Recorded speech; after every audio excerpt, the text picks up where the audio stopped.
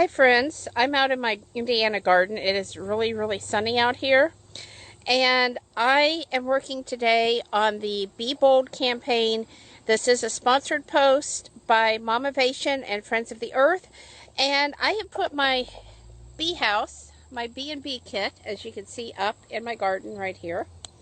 We have it installed. I have seen some bees flying around it. No one has taken up residence yet, but I'm sure it won't be long.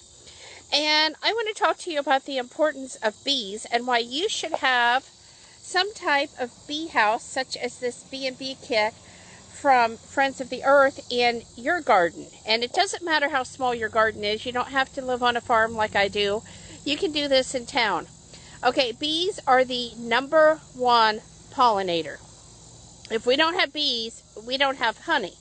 But more importantly, if we don't have bees, we don't have food to eat, because there are not enough people on this earth that would be willing to go out and hand pollinate all of the crops. And now some of you may be saying that there are crops that are wind pollinated. This is true. But you know what? Most of the pollination is done by bees. So I encourage you, make an area in your yard, put up some kind of native bee house. It does not have to be a honeybee house. Okay, the only thing that I have to do with this house is put it up here, let the bees take up residence, keep an eye on it to make sure that it doesn't get, infected with bugs that will harm the bee, potential disease, whatever, and every 2 years replace it. It is that simple. You can do this. Plant a few flowers in your yard, even if they're in a window box or a container. Plant some flowers that the bees can use to pollinate.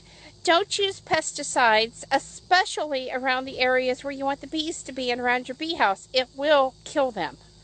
Okay, we need these bees. This is so important. Okay, I have a bee flying around me right now. Don't be afraid of the bees. If you're allergic, get yourself an EpiPen. Talk to your doctor, see what you need to do.